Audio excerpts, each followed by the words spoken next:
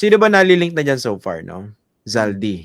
Ito pa, ulit-ulit natin pinag-uusapan ito. Malabong hindi alam ni Speaker Martin Romualdez yung mga insertions si Zaldi at the very least. Okay. Ang logical dyan, syempre, kita mo, pinsan ng Pangulo, Speaker of the House. Di, may kinalaman niya si Bongbong. Ang problema ganito, no? Ito hindi sa pinagtatanggol ko si BBM. Pero kasi nung tinanong siya doon sa press ko niya before, no? Tungkol dito kay Martin Romualdez. Very stern yung sagot niya, no? Ang basa ko nga rin, nilaglag niya yung pinsan niya. Hindi ba? So basically, merong malinaw na hindi niya binabanggit, no? Pero ang dating, disavowal of the cousin. Bahala ka sa buhay mo. Diba? Sasagasaan lahat ito. So yung messaging na yon that runs contrary dun sa narrative na hindi kailangan idikit ito sa Pangulo. Of course, we're not precluding the possibility that merong pwedeng madikit ito sa Pangulo directly, pero so far wala eh. Yan ang problema. At mahirap i-manufacture yan. At ngayon, sa social media, total social media yung ginagamit ng mga ito para pabagsakin yung pamahalaan. Mas marami mga tao matalino ngayon. Diba? Madaling mabasa yung mga intention at mga motibo. So the very platform that they're using to destabilize the government is also the same platform that more enlightened Filipinos are using to point out their hypocrisy. Yun. Tama. Dahil parang malabo na mapalitan yung speaker nang walang bendisyon ng presidente. Kahit may separation of powers, hindi ko sinasabi na talaga namang magkahiwalay ang executive sa legislative. Pero teka lang, linawin natin. Wala tayong sinasabi ng Pangulo. Mag-resign ka na, insan. Walang ganun, ha? Pero voluntary, yung speaker, voluntary. Oo nga. Pero kung lalabas ka sa kuweba at titignan mo yung real world, alam mo na hindi mangyayari yon. A very powerful, a very rich, relative na speaker at the same time ay matatanggal nang walang bendisyon ng Malacanang. So, yun yung una. Palawa, sabi ni bagong appointed ng presidente, ng ombudsman, si Boying Remulla, hindi pwedeng hindi alam daw ni speaker yung ginagawa ni Kiko.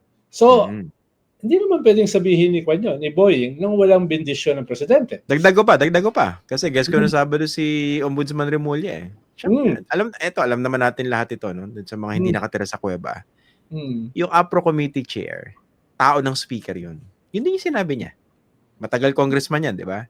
Yung nauupo bilang appropriations committee chairman, tao ni speaker yun. So si Zaldi, tao ni Martin Romualdez yun. Okay, sorry for interrupting you, sir. Sorry. My apologies, sorry. Kaya hindi ganun kadali na yan ay babaguhin batay lamang sa social media. No? Kailangan may kaunti ka rin batayan. Di ba? In the real world, kailangan mo lang batayan din kahit gaano mo i-spin sa social media. Halimbawa, yung nakita mo siguro kahapon, yung today pala, yung rally kagabi, in-spin na napakarami. No? Yung mga tao, alam naman nila, siguro mga 98%, alam naman nila na yung nilalabas na pictures, video, ay yung September 21. Yeah. Diba? At hindi yun yung kahapon o kagabi. Diba? Hindi naman ganun kabobo yung lahat para isipin na yung isang platitong mani kahapon, ng hapon at saka kagabi, ay ito yung September 21. Nakalagay pa doon sa post nila eh. No? Galit na mga madre at saka pare. Diba? Nakalagay pa gano'n. Alam din naman ng mga tao na hindi naman kasama yung mga madre at saka mga pare dito sa mga DDS. So tama yung sinasabi ni Christian na yes, dominant ang social media, pero may limits din yon. Hindi naman yun lahat ay kayang doktorin. At lalo na ngayon na nagsisimula na rin nag-iisip ang mga tao tungkol sa mga lumalabas sa social media. Pero nga, so far, medyo gaano ba ka nagsasucceed ba itong destabilization efforts nitong mga DDS laban kay Marcos? Well, dalawang component niyan eh, di ba? Yung isa ay gumagaling ba sila, lumalakas ba sila? Yung isa, yung kabila ba ay gumagaling, lumalakas o humihina? So, di ba? Gagets ko. Pwede ganun. Kahit bobo halimbawa yung nandito sa kabila, no? Mas kung bobo mas yung isa. bobo yung kabila, either tabla wala lamang ka. So, di ba? Minsan yung kabobohan ay hindi batayan eh. Para ikaw ay matalo. So, kita mo, ito may mga ganitong pagkakamali. Yung kabila rin, may pagkakamali. Halimbawa, yung huling pagkakamali nito mga DDS, nakatulong sila para ma-reject itong release. Anong tawag doon? No? Interim release. Interim release, no? Sabi ko sana, intermittent release. Intermittent. Diba? Ano yun? Unti-unti. Manaka-naka. Diba? Ang laking tulong eh. Ang laking tulong ni Sara, di ba? So talagang in-specify siya ng mga hukom sa ICC. Congratulations, syempre. Ang galing eh. Oh. No. So, nagkataon na mas lamang siya sa pagiging bobo at that particular moment. No? Baka humabol. No? Baka humabol. Minsan naghahabulan eh. Ito yung iniisip ko, Senator, no? Kunwari, dito sa konteksto na ito. Kasi ngayon, papunta sa paundas break, no? So, medyo walang Blue Ribbon Committee hearing. Walang walang Infracom hearing, di ba? Yung tapos ICI, sabi ng ICI, 4 weeks pa raw. Bago sila maglabas ng listahan ng mga posible nakakasuhan. Mahal na 4 weeks. Matagal yon, isang buwan. Tapos ang problema, hindi naman sinasapubliko yung kanilang mga pagdinig, no? For some reason, yung lal na to, no? Ito, delikado to, no?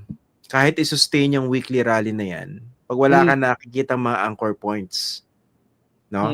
Something that, yung rallying points for the people. Medyo kukupa yan eh, no? Yeah. So, ito yung window na pinag-uusapan natin dati pa, no? It's a very slim window, no? Small window for the government to actually show its resolve to go after these plunderers. And dapat ma-manage nila yan. Hindi naman sa sinasabi natin mag-imbento sila daw, definitely hindi yon. Pero kailangan may makitang resulta yung mga tao. So dapat naintindihan nito ng mga nasa ICI, no? Sana hindi ganun yung pag-iisip nila na para bang importante itong meron silang mapakitang resulta right away. At saka no, habang nangyayari yan, habang nagpapabobohan sila, merong mga tumatalino. Kita mo yung halos araw-araw na nagwo-walkout sa mga klase. Yung mga sumisigaw ng kulong na yan, mga kurakot! Kulong na yan, mga kurakot! Nakikita mo all over the place, from Mindanao to Visayas to Northern Luzon. And kasi may nagpapatuloy. At yung mga yan, hindi yan madaling bolahin. Dahil ang sinisigaw nila, ang binabanatan nila, hindi lang yung corruption sa kasalukuyang gobyerno, kundi yung previous government. Diba? Hindi sila nandito lang eh. Na i-connect nila eh. Yung system of corruption. Kaya hindi sila basta-basta mabobola. Halimbawa, nitong Undas, nitong Halloween, may mga nagpaplano ng mga pagkilos na ididikit sa Ghost Project, no? Meron silang mga Halloween ghost activities, di ba? So, isa pa nga para ma-screenshot nila, isa pa nga. Ghost projects. Ghost mobilizations, di ba? So ididikit nila yan dyan. Yung creativity ng mga Pinoy, ng mga kabataan, makikita natin mismo sa Halloween. Ibig sabihin, yung Halloween, hindi patay na araw. Hindi lang yan na holiday, hindi lang yan na piyesta para sa iba. Kundi talagang lilinyahan nila yan. Sa current issues of corruption. No? Tingnan mo, yung mga gagamit niya. Oo. Ang hirap hulaan, no? Ididikit yung ghost project sa Halloween. Ang hirap hulaan. Diba? Oo, ang hirap. Ako ngayon ko lang nariyan, pwede palang idikit yun? Gulat na gulat ako eh. Oo. Hindi, sa akin na Senator, ibang level kasi kunwari nung merong pagdinig yung Blue Ribbon Committee, lumalabas talaga yung mga ebidensya. Tapos nakikita mo kung sino yung mga senador. Oo, yung makikita mo yung mga senador na nagpo-project na lang, na pounding the table. Ganun sila, Pero hindi naman nasagot yung akusasyon. Di ba? Kung matalino yung mga tao, nakikita nila. Kahit anong pagpupuyos mo dyan, alam naman namin eh. Di ba? Pero kang tinatago, umukha kang guilty. Di ba? Iba kasi kung meron ganong hearing eh. Talagang mas nakikita ng mga tao kung paano sila ginagago. Kasi hindi naman bariya ninakaw eh. Pinag-uusapan dito bilyon-bilyong piso eh. Tapos kung makapag ano sila no, magsabi ito proyekto, ito listahan ganyan-ganyan. Parang namigay ka ng 100 piso eh no. Oh, akin yung project na yan ha, di ba? Iba talaga pag may hearing eh. Tama. At kahit gaano kagaling, no, yung iyong mga bayaran ng mga abogado, no, yung pinaka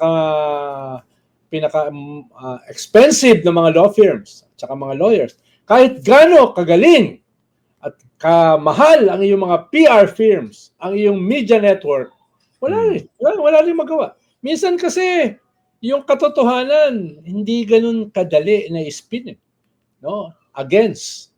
Hindi ganun pwedeng tabunan na magagaling na lawyer eh.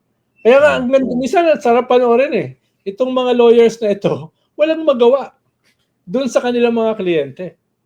Yeah. Hindi mo na kayang lokohin yung tao. No? Kaya, minsan nakakatuwa rin eh, pag inoobserbahan natin itong mga dambuhalang mga politiko na ito na sobrang yaman, sobrang kapangyarihan, wala silang magawa.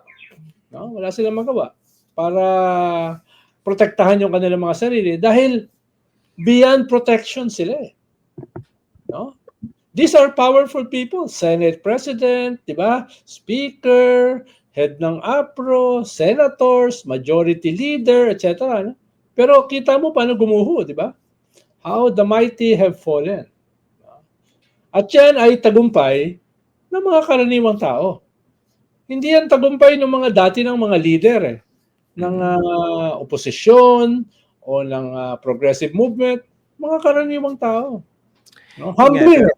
Humbling sa matatagal na sa kilusan, humbling para do sa dekada-dekada na yung ginagawa sa kakamarcha, kakasigaw. Makikita mo ngayon, ito. Di ba? Sumisigaw, nag-walk out sa mga klase, mga komunidad, mga Zumba groups, di ba? Mga fun run na advocates, biglang nandito sa gitna. At sila yung nagdi-determine dito sa anti-corruption movement na ito. Yun nga eh. Pero ito yung challenge kasi. Ngayon, di ba, talagang humbling yan dito sa mga walang yang ito, dito sa mga mandarambong na mga politiko. Pero mas kailangan talaga makulong sila eh. Makasuhan, makulong, at maparusahan. At ito rin yung nakaw.